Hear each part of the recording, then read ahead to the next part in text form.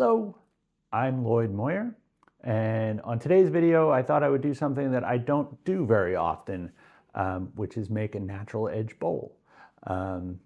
It's no particular reason that I don't make them, I just don't normally. I usually make utilitarian pieces, and a natural edge is a little less utilitarian, but I have a good piece to make a natural edge bowl out of, so I thought I would do it and see how it comes out, and you can watch me. So I have this piece of Japanese cherry. If you're in the States and you're familiar with the cherry blossoms in Washington, D.C., that's Japanese cherry. So it's very hard. I've made a couple of pieces, a couple of videos of me making pieces out of this Japanese cherry before.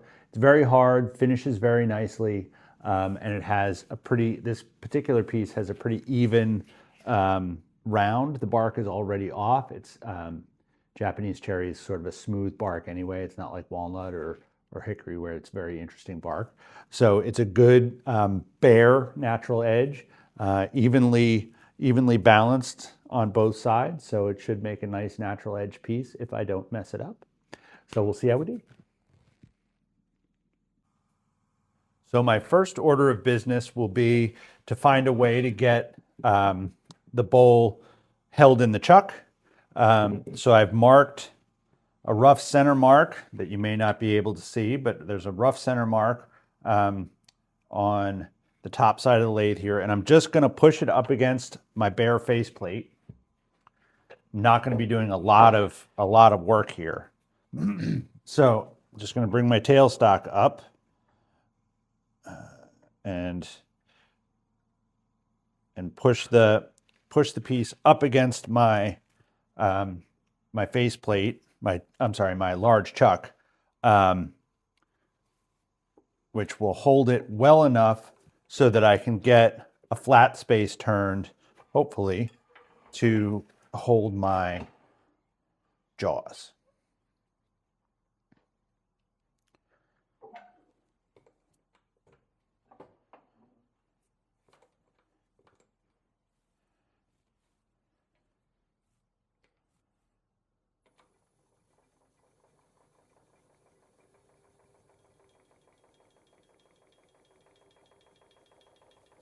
Only going about 400 RPMs here because it's not a real secure hold.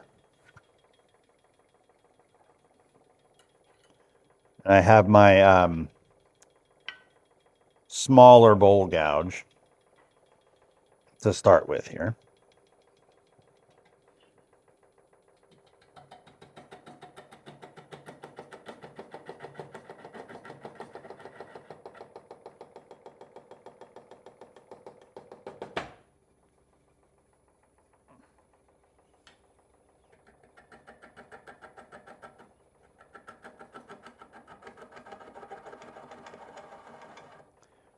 And again, because I'm not held real securely, I'm just taking very light passes here.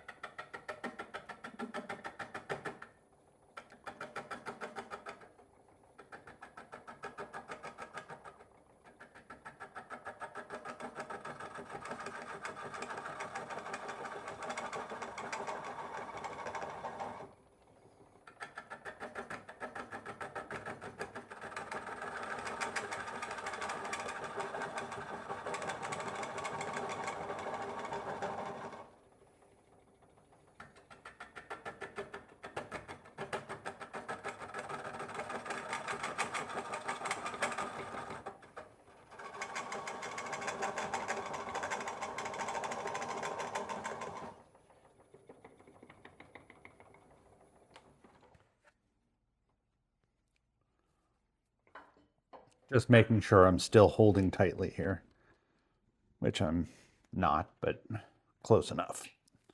Just tighten down the tail center a little bit and push it a little harder against the chuck.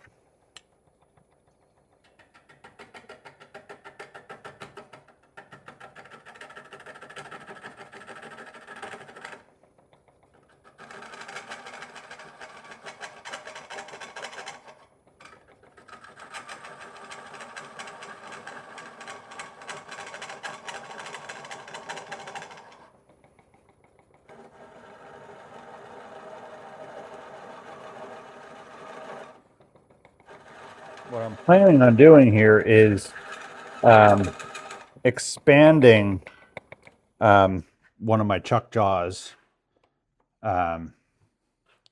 into here. And I believe I have, sorry, I'm off camera here. I just want to make sure that I have, I'm going to be expanding this chuck into this space. And I just want to be sure that I have a big enough space to expand into it.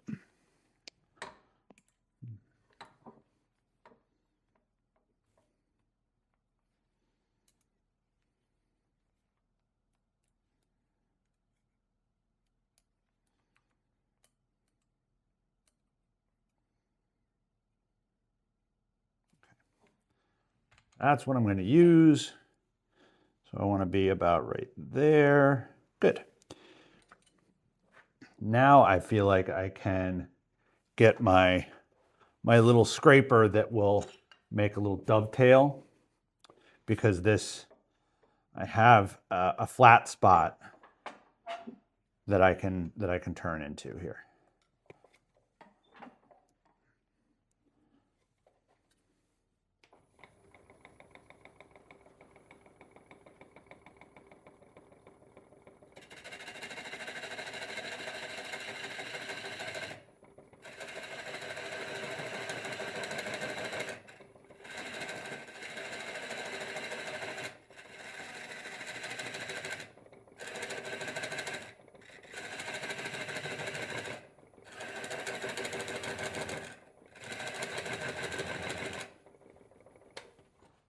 Okay.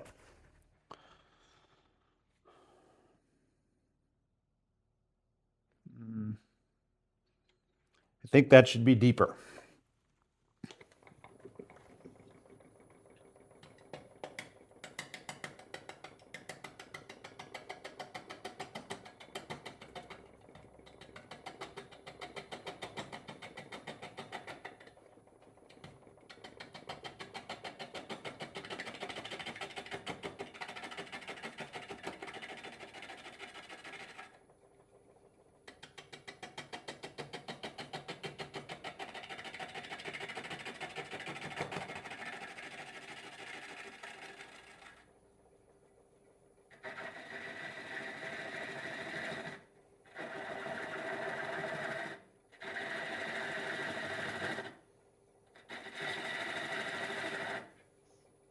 I just want a more secure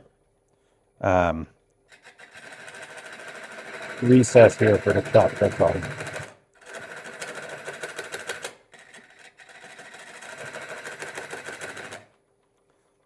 There we go. It's not real clean, but should work.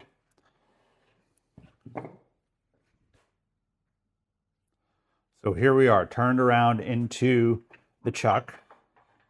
I'm expanded into the recess I just made. I'm going to bring up my tailstock just for safety's sake while I do some of the heavier work here.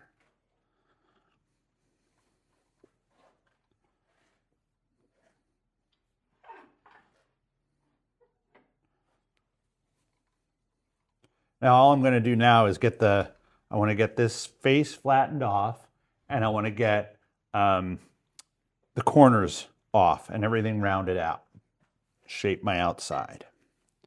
And I'm again going to be doing this with my, I think this is a 1/2 inch bowl gouge.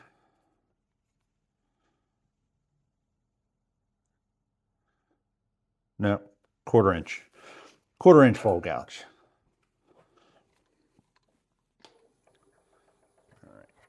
I'm going to bring the speed up a little bit here. It's a little bit uneven, so I'm not going super fast.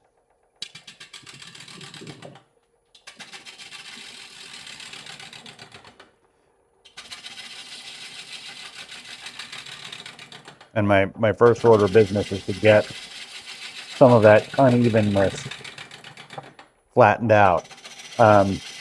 You're always going to be uneven with a natural edge piece. It's the nature of it. but you want, if there are, you want the high sides and the low sides to be even. And if you can achieve that, then you have, at least a relatively balanced piece.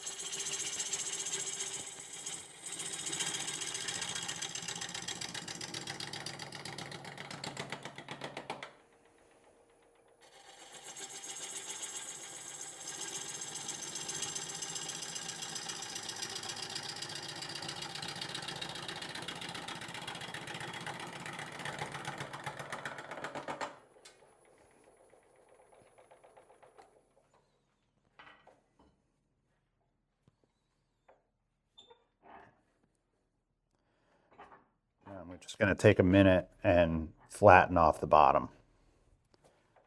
Bottom's actually already pretty good, especially for a chainsaw edge.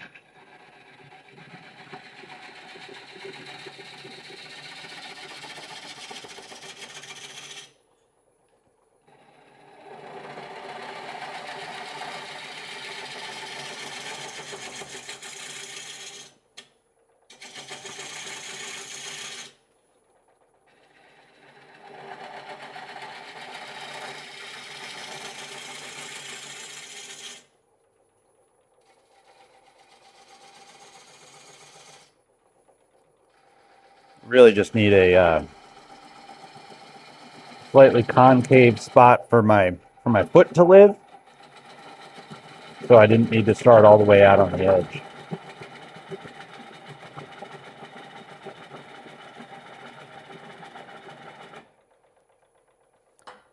Not close enough in towards the middle. I was running out of room on my tool rest.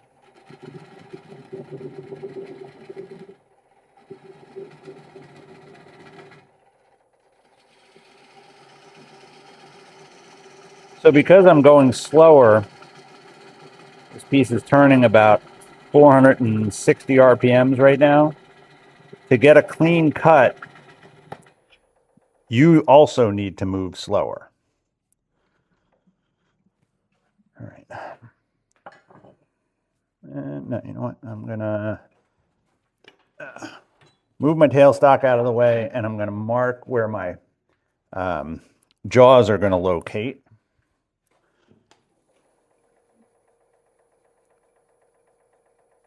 You wanna scratch with the left-hand side and have it line up with the right-hand side without touching the right-hand side to the surface of the wood.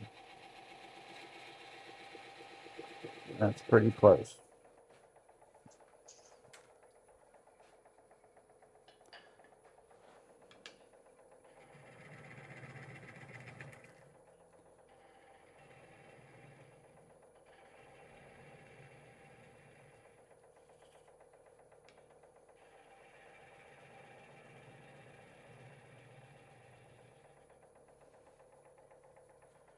Okay. Now, since I have my spindle gouge in my hand, I'm going to cut in where this foot is going to be.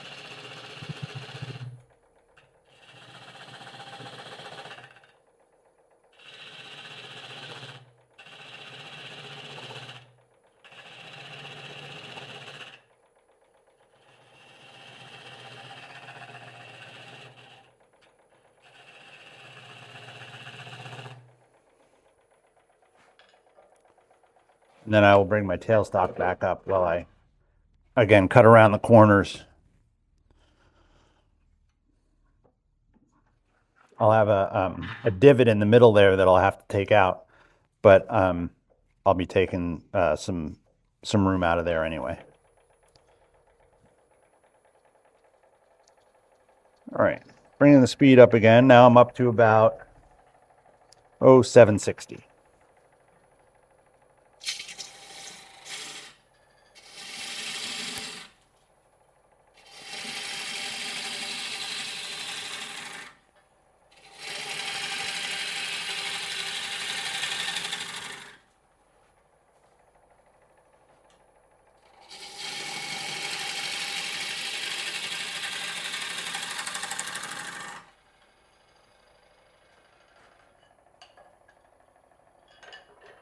Sorry, my tools are shaking around a little bit there.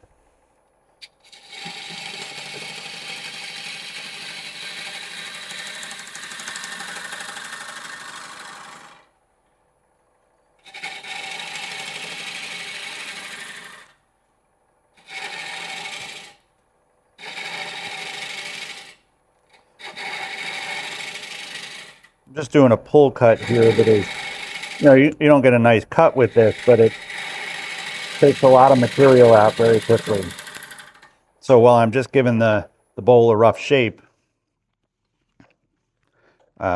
it's very, very effective. And you see I have a knot here from a branch. Most of that will come out, and what doesn't come out should look pretty neat. All right, now I'm going to come around and do a little bit more of a shearing cut going up the side.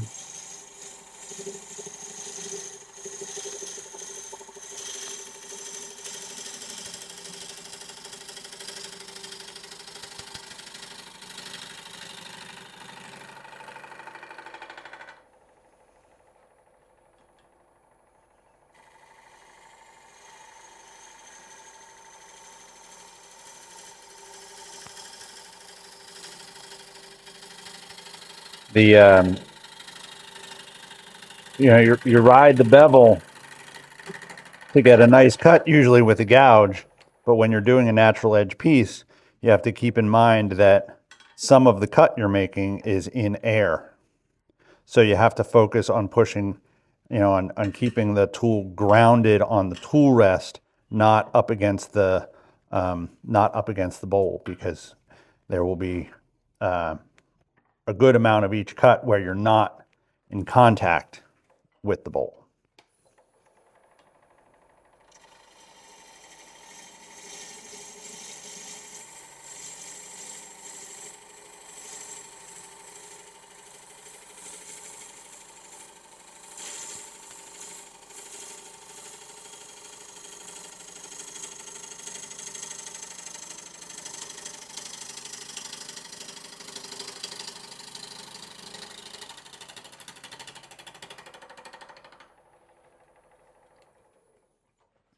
I keep turning this off and checking because I want to make sure that I get round, and I still have a little flat space right here.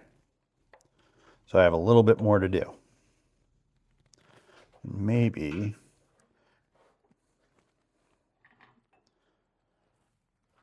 I'm going to try this with my spindle gouge. Bring the speed up just a little bit.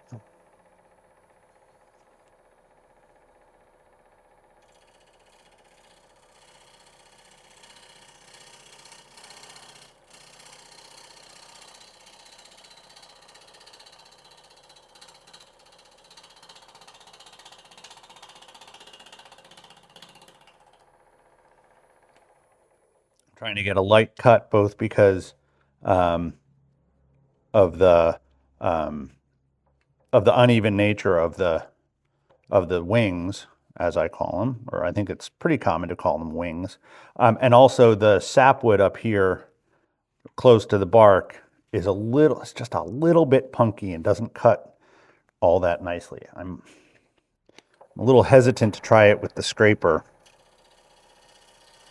I'm gonna anyway, but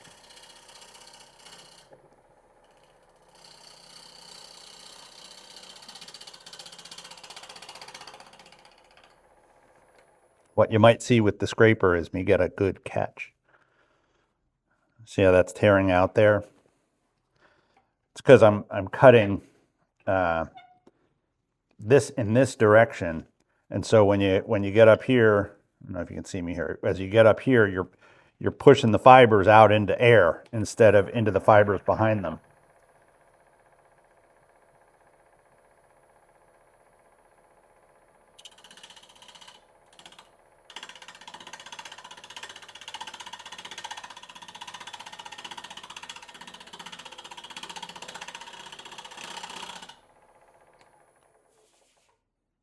Same, better, worse.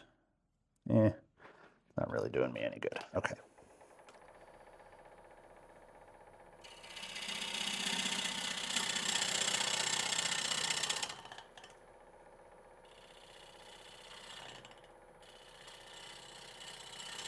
what I'm going to try here is I'm going to get my skewed scraper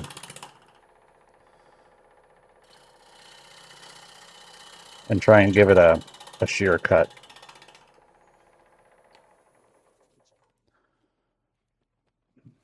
Yeah, I'm really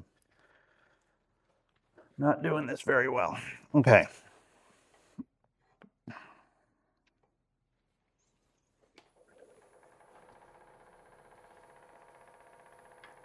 So what I have here is a scraper that's just skewed to one side a little bit. And if I focus on the bottom half of this edge, what I'm going to do is turn the edge up, and I get a shearing cut.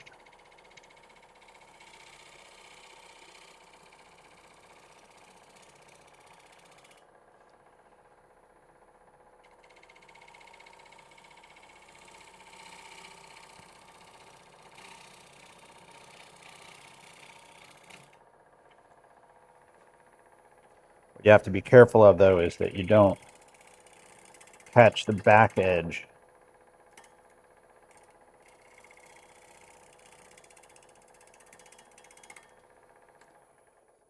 If you catch the back edge, you just get slammed right down onto the tool rest.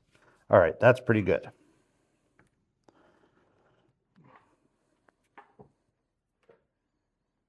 Now I just have to clean this up, and I'm going to use this same scraper to do this.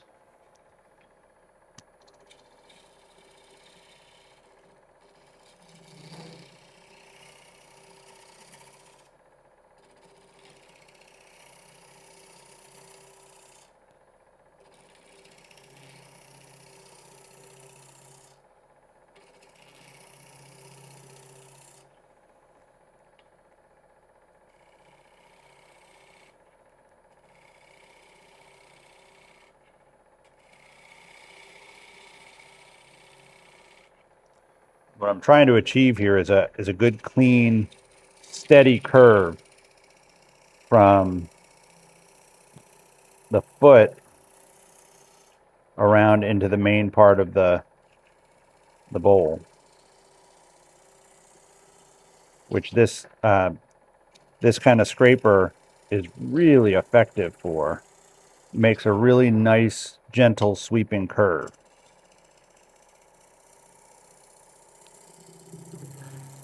As long as you're not taking too much, which I just was. If you heard that vibration, that's me trying to take a little bit too much off at once.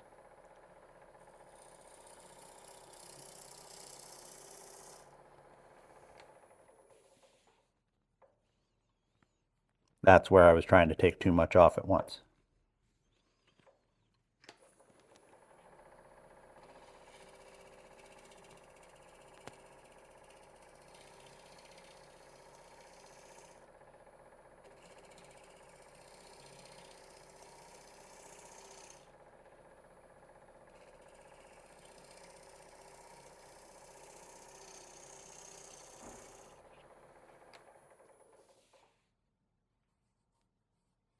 Almost gone. A little more to come off.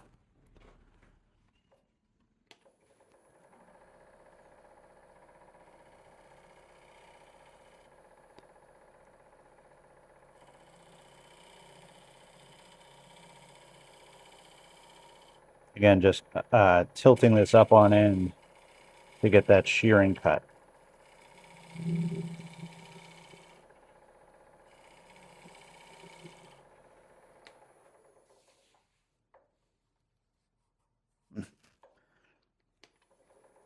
Still there.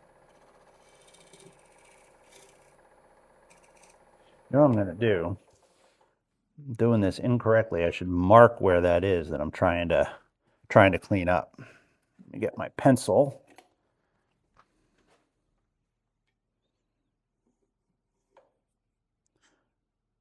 About there to about there.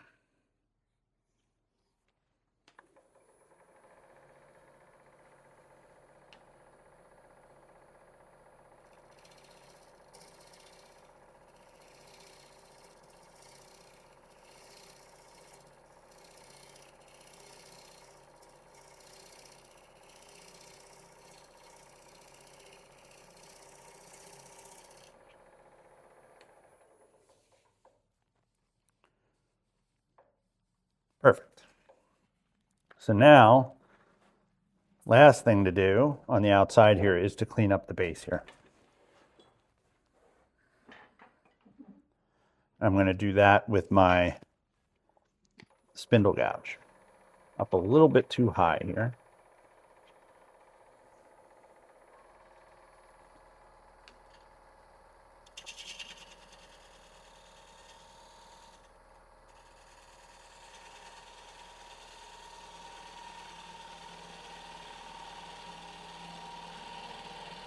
I want to be sure this is concave, so it's sitting on the, when it's finished, it'll be sitting on the edge, the outside edge of the base.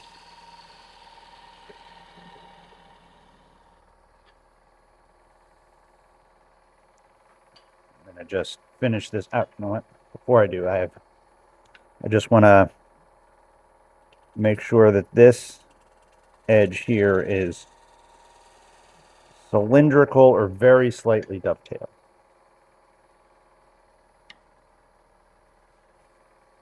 Come up just a little bit, clean it up with the scraper.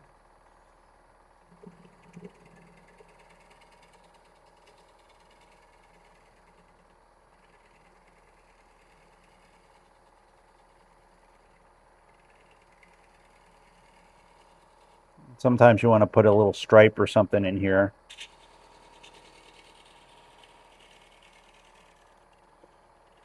Make it look like you paid attention to the bottom. Because everyone that looks at your bowls, if you have them up for sale, I don't care how much work you put into them. I don't care how good a job you did on the outside or the inside or what kind of decoration you put on them. 100% of the people pick them up and turn them over. It's the first thing they look at. So give them something good to look at on the bottom.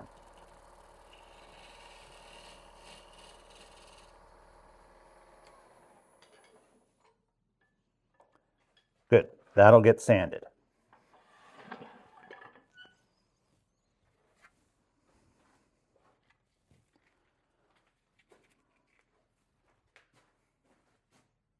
I'm going to start with the 120 grit here. And on a natural edge, you ought to either sand by hand or by power sanding on the wing.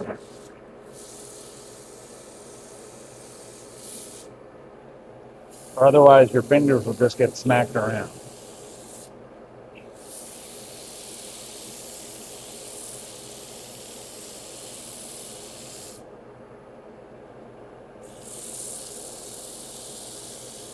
I'm starting by sanding just the solid part here.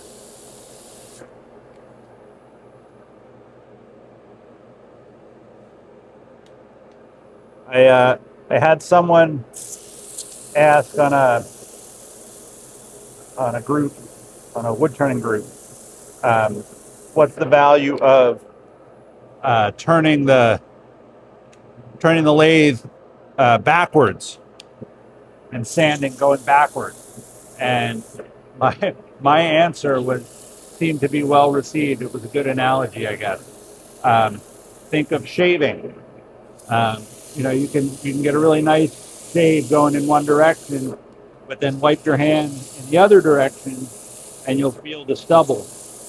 That's why you sand in the other direction. You don't always need to, as far as sanding, but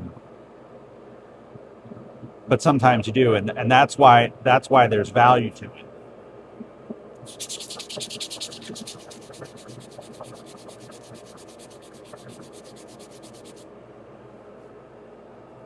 All right, I'm going to power sand this a little bit now.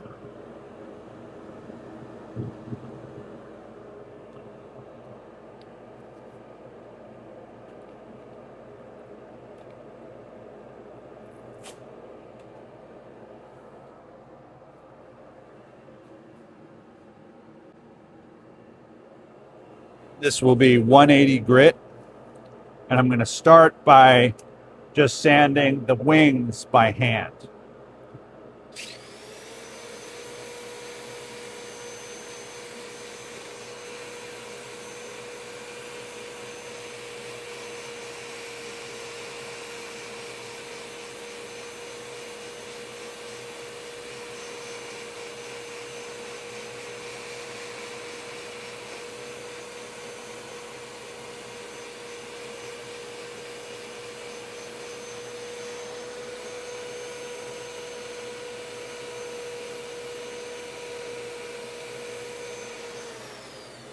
Maybe I'll spare you some of this.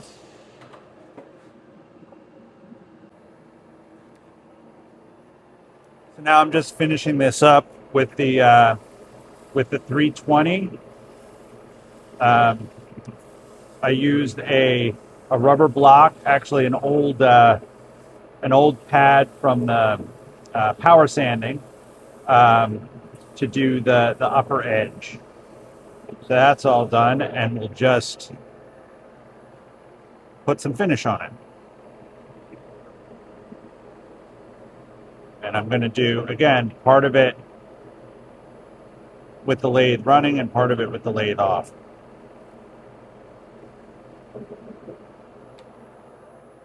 I guess I can turn the vacuum cleaner off.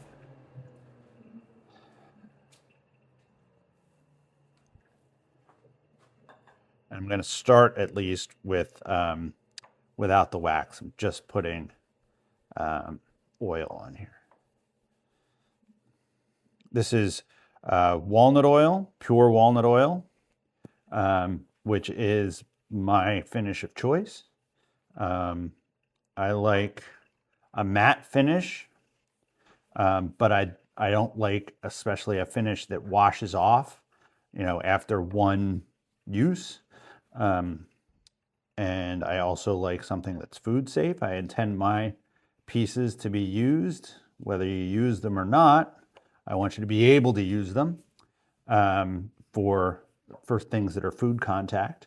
And walnut oil fits all of those bills. Walnut oil builds up a nice sticky, not sticky, it's gummy finish once it's cured, which is really nice. So it's a hard finish, but still a matte finish.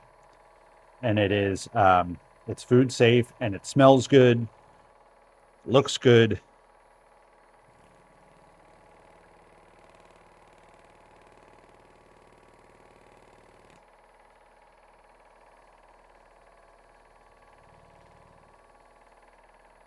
And there's wax in this rag.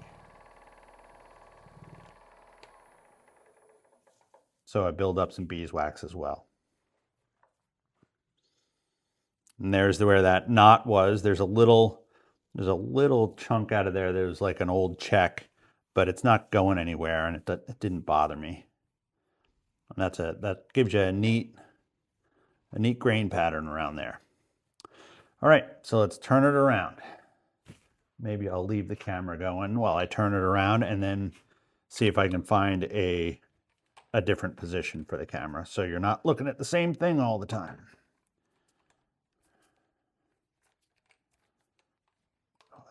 So comes right out of the, turns right around into the jaws, and there's no, that's the foot was the right size for the jaws to open into or open around. So when I take this, when I finish this and take it out of the chuck, you shouldn't have any chuck marks. See if I can find another spot.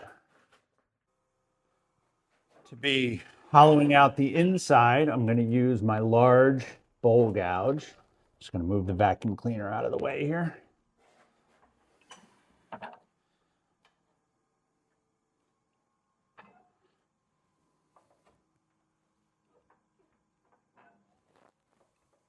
I've said before, that's why I always spin the lathe like that before I turn it on, just to make sure that I'm that there's nothing coming into contact with the tool rest. I'm slowing the lathe down, and then we're going to start it going. Turn it up until we feel comfortable, until I feel comfortable. It's going just a shade under 800.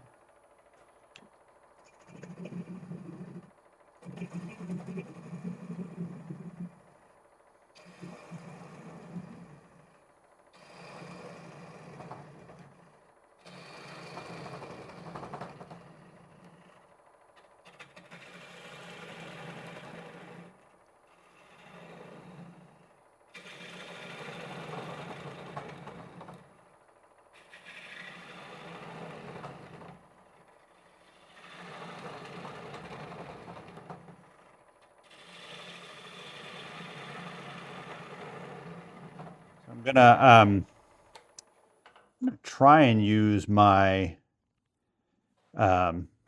depth gauge here, my little drill tool.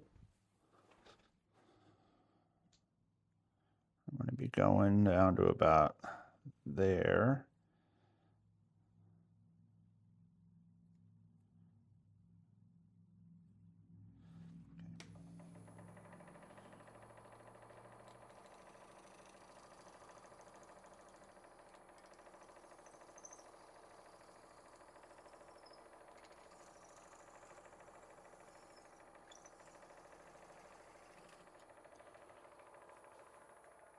A little bit below that is where I'm going to want to go.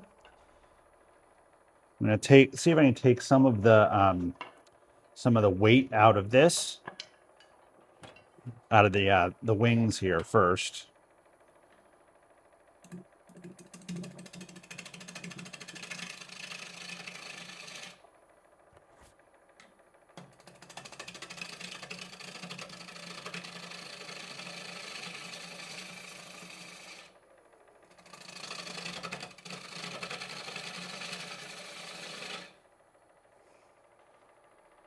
Then I can turn the speed up a bit.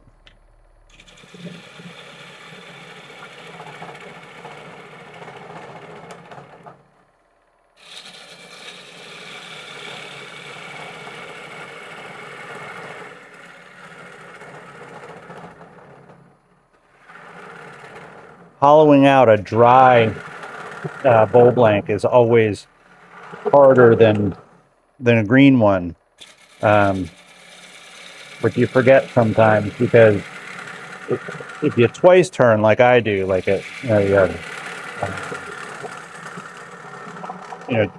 rough turn things wet and then let them dry, you don't have nearly as much hollowing out to do when you come back after they're dry. But when you have to hollow out a dry piece, it can really be a bear.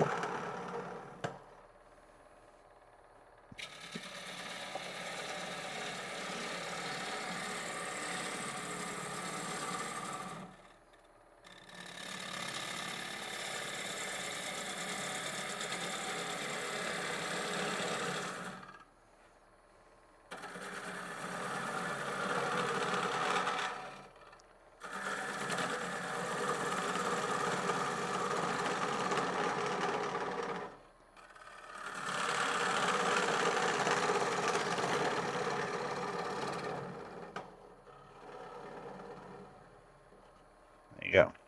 Found the bottom of my hole.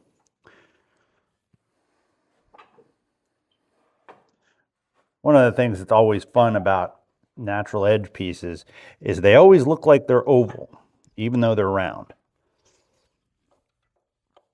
And the oval bit in the heartwood here certainly helps with that.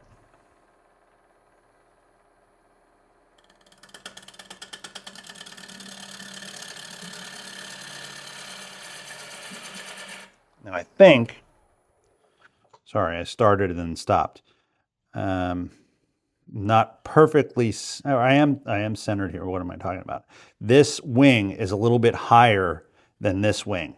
So that's why this looks like it's narrower than this. This is further down.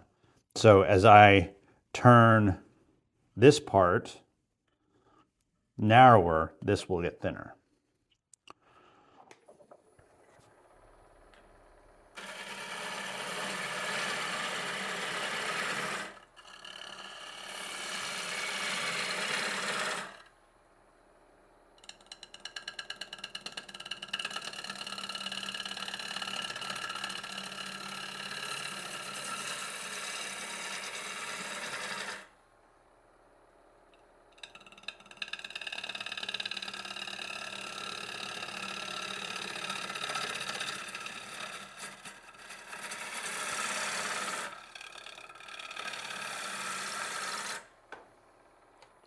So just to illustrate, I'm starting to get a little thinner here, but not really any thinner here yet.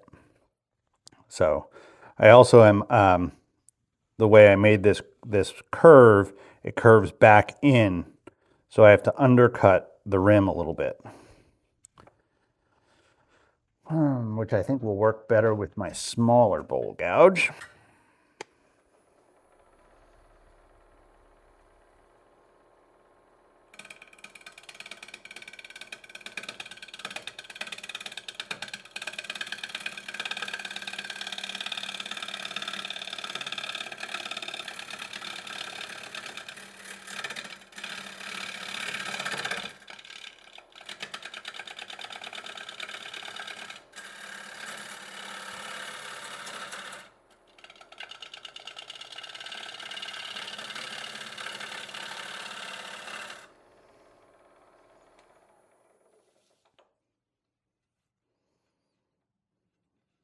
Okay. That's good. I am happy with that wall thickness. I have to take this little stripe out of here, but other than that, I'm pretty good.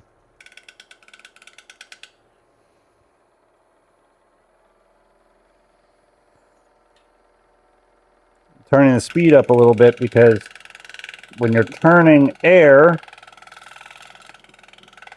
the faster the air gets out of the way, the easier it is. You know, the smaller the interval of that air, the better. All right, so that's the wall thickness that I want. Now it's just a matter of coming around.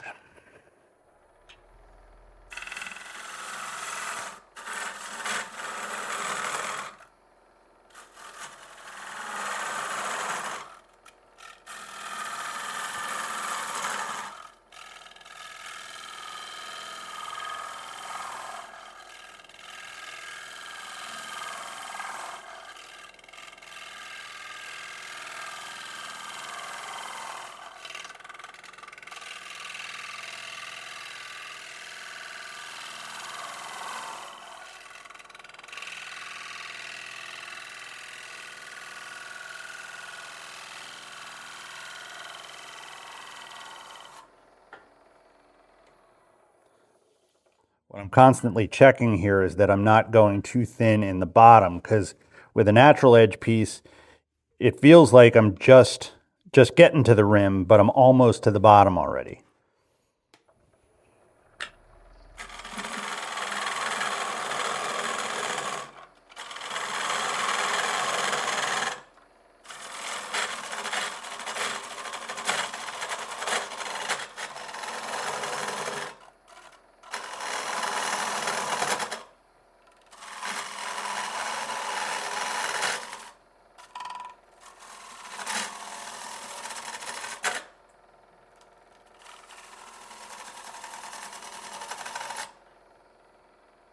I'm gonna have to do a bunch more of this with the scraper.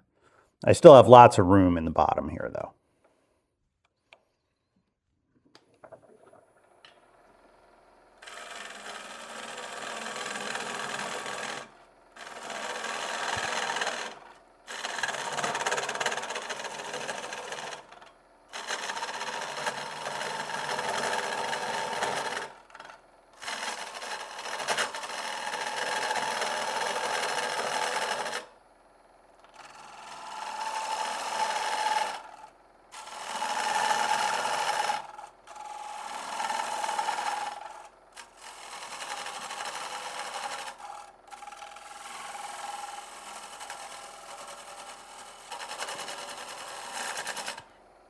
Okay.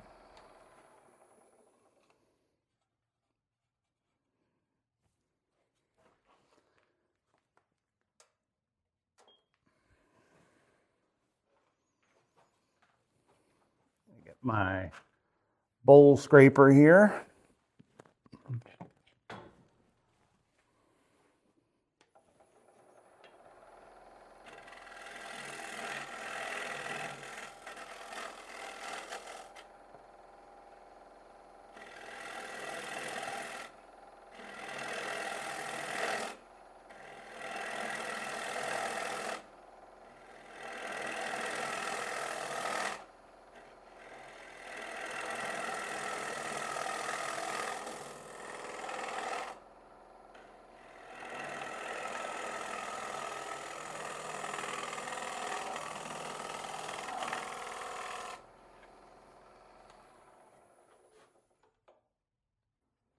It was getting a little warm in the shop here, and so I opened the door. Let a little air in.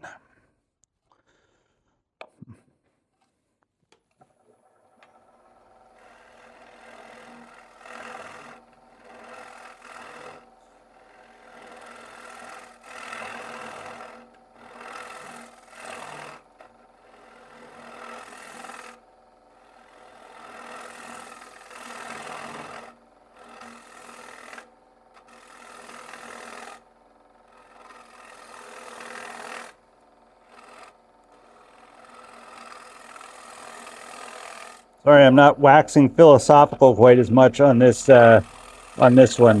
This is a little bit more difficult for me than my normal things, just because I'm not used to this. Not used to doing natural edge pieces. So it's taken me a little bit more concentration to not screw it up.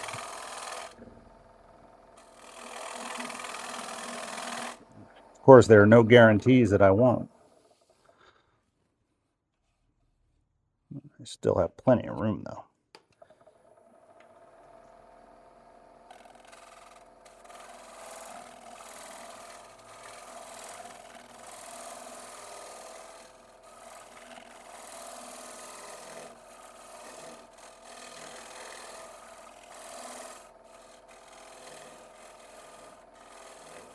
I do find that acknowledging that you very well might screw it up and being careful not to are good ways to not screw it up.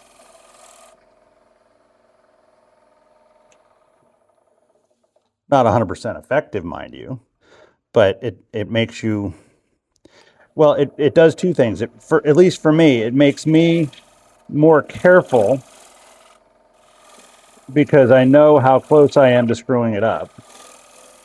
But it also makes me more adventurous. Because I might screw it up, there's no reason not to try. There's no reason not to try something. Still a little thick in here.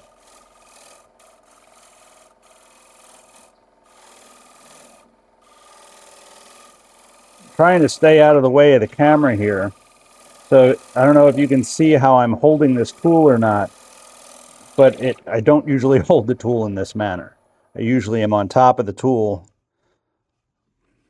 That's a good weighty bottom, I think. Usually much more on top of the tool, but I'm trying to keep my arm out of the way here, so in case you were wondering, that's why I look funny.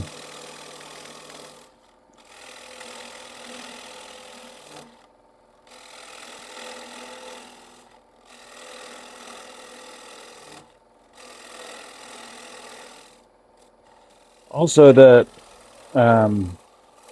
not being terribly used to doing this process is why I also keep turning the lathe off and checking. There's nothing wrong with doing that. Like if you're not sure, like just keep checking it.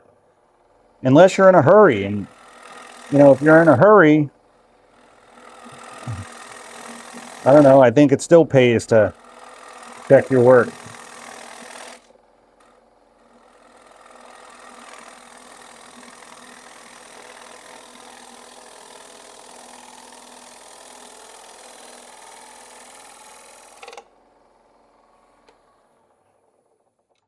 That little high-pitched sound you just heard was I was coming out to the edge here and ran into this edge.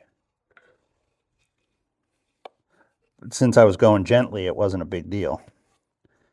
I'm pretty happy with this. I just want to get a little bit more of a smooth surface, not a smooth surface, a flat surface. Toward the bottom here, there's some ridges. So I'm just going to go across here gently. I'm fine on the depth. I just want to get everything straight.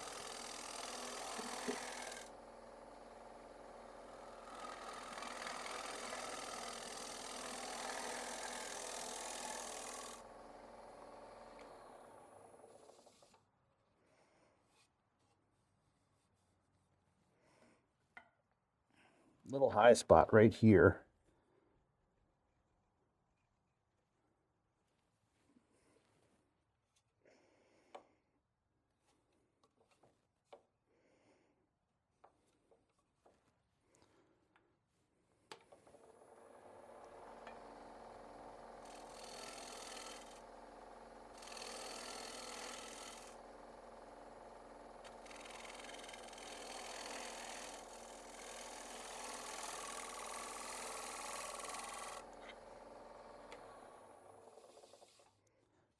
Okay. Now for the really fun part, which is, sanding the inside of a natural edge bowl, which is worse than sanding the outside of a natural edge bowl. Again, I'm going to start this with the lathe off.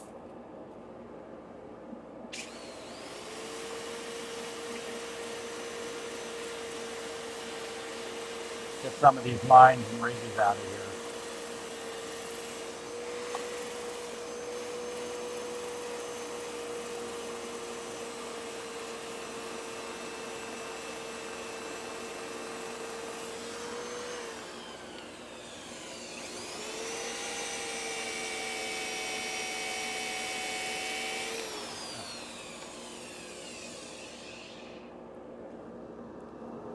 Forgot to put the vacuum back in place.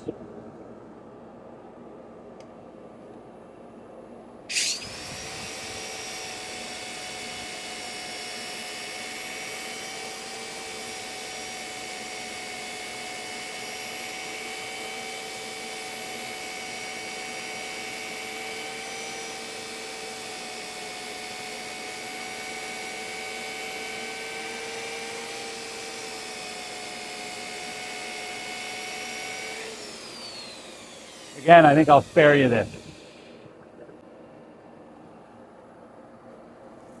Just the last little bit of 320 here. Then we'll get that out of the way and we'll get the vacuum cleaner turned off. And we'll put some oil on here.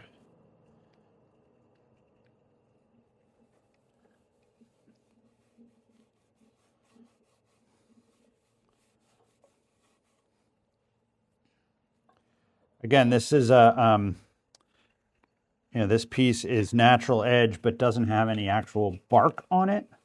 They're all different kinds of natural edge. One of my favorites is sort of it's an unturned edge. It's a, when you turn the piece and leave if you cut it with a chainsaw, you leave the raw chainsaw edge as the rim, which is, a different kind of natural edge, which I think is really pretty, kind of rugged and cool, and maybe pretty isn't the right word, but it's one that I really like. It's not something I've done in a long time, but maybe I'll have to try it again.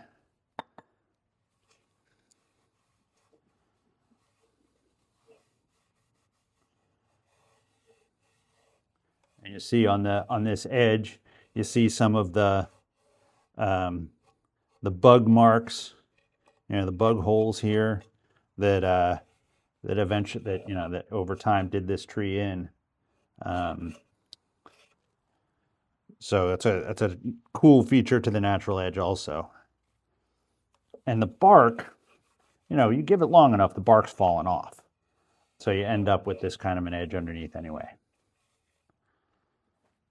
And if we did this right, and I think we did,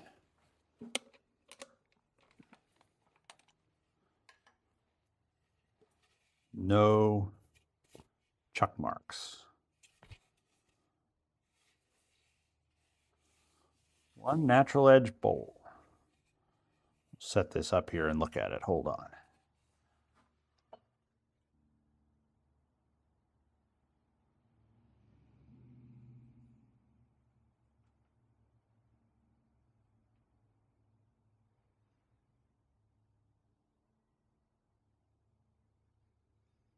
There you go. All done. Hope you enjoyed this one. Feel free to leave me a comment. God forbid you follow me.